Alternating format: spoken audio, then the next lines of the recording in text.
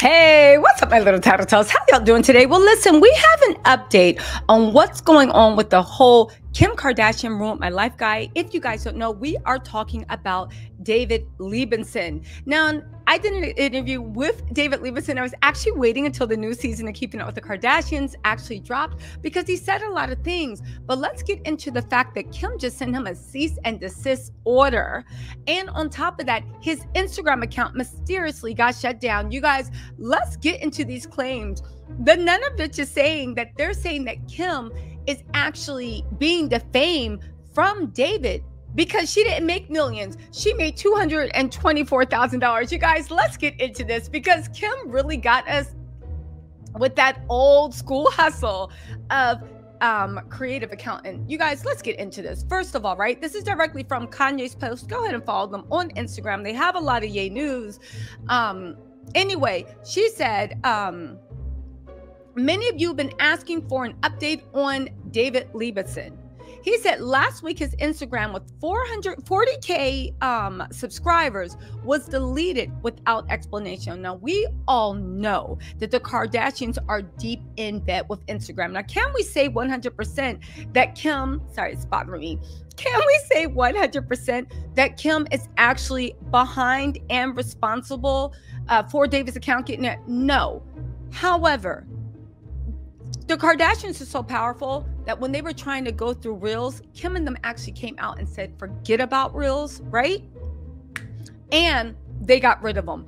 There is no nudity clauses on Instagram. Kendall posts herself, her little Jiminy Cricket self, right?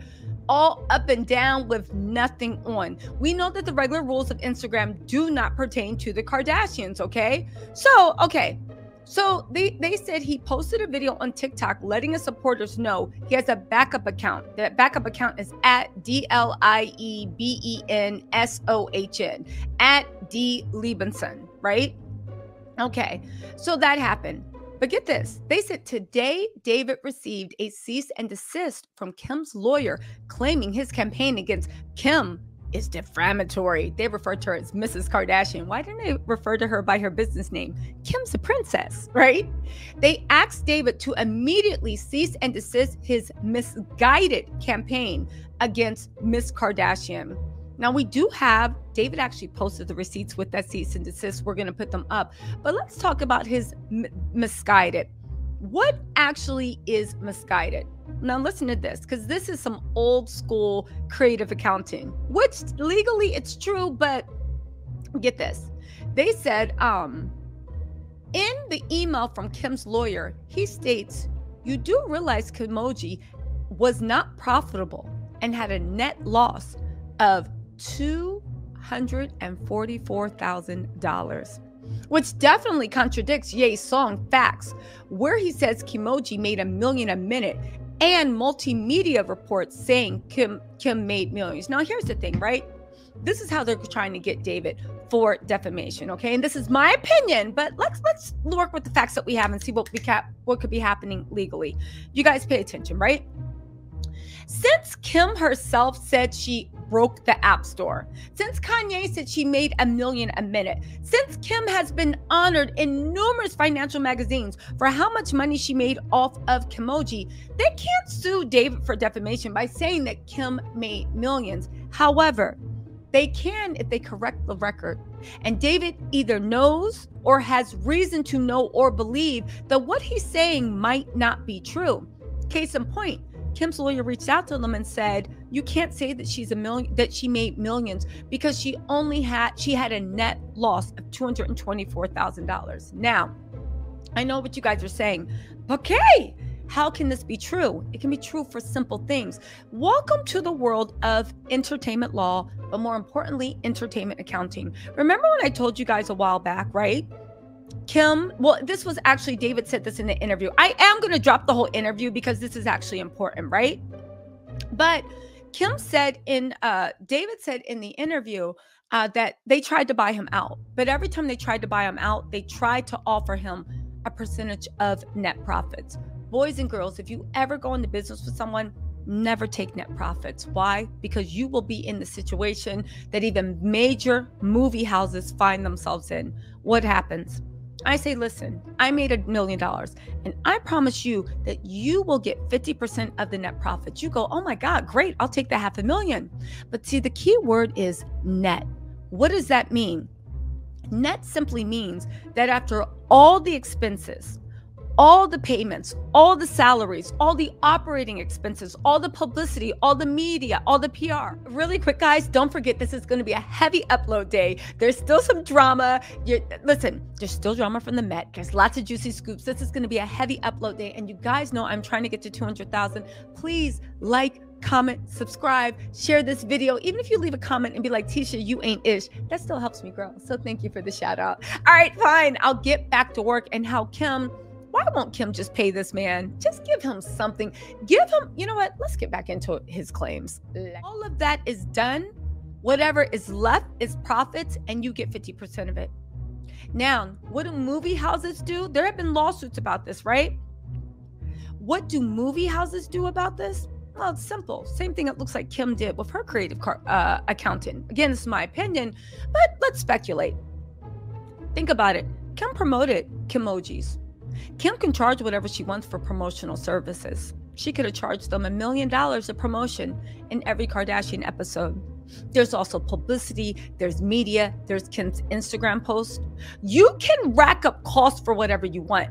Now, whether or not you deserve to be paid $1 million to promote something, that's not whatever. The point is, I was paid that. That has to go in accounting. Maybe we need a big office to run it. Maybe we need this. Maybe we need that.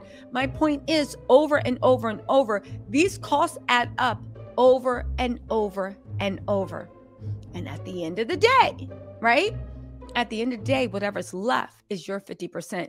It looks like what was left was negative $224,000. This would be very easy for David to sidestep. He just has to say that Kim stole my idea and it grossed millions. We're not talking about Kim's net or what she quote unquote made. All you have to say is it grossed millions. You see what I'm saying? This is creative accounting. More only, they said Kimoji is on a track to make over $2.8 million in revenues worldwide this year.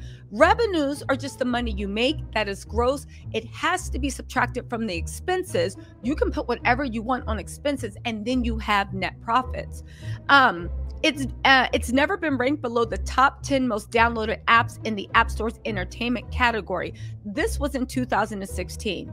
Kanye even confirmed that. Kim even gloatingly tweeted, Apple, so sorry I broke your app store. She even said, okay, we're back. Everything's fixed. Get Kimoji now in the app store. Gross, it looks like they made millions. Again, all David has to do is tweak it from you made gross to not from she made, but the app grossed millions. Okay. Listen, they said the amount of money Kimoji's app made per minute will make you want to puke, cry, and reconsider your life choices. This was a BuzzFeed article. Outlets were praising Kim's alleged Kimoji profits and writing tons of articles about it at the time. Again, David, just change it from net Kim made to Kimoji's made.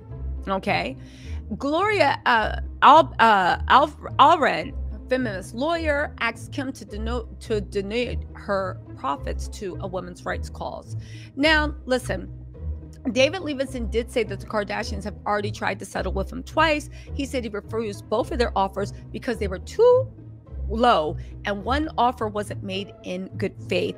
Let me know if you guys want me to drop that interview early before the season premiere of the Kardashians, but I'm willing to guess the good faith article, if what he says can be believed, the good faith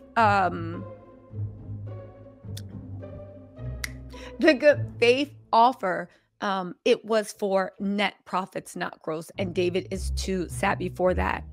Now, David saying that the cease and desist he received today will not silence him. Instead of deleting all his videos, he has doubled down and posted a screenshot of the lawyer's email in a new TikTok video. That screenshot is now being passed all over the internet. Here is the screenshot, right?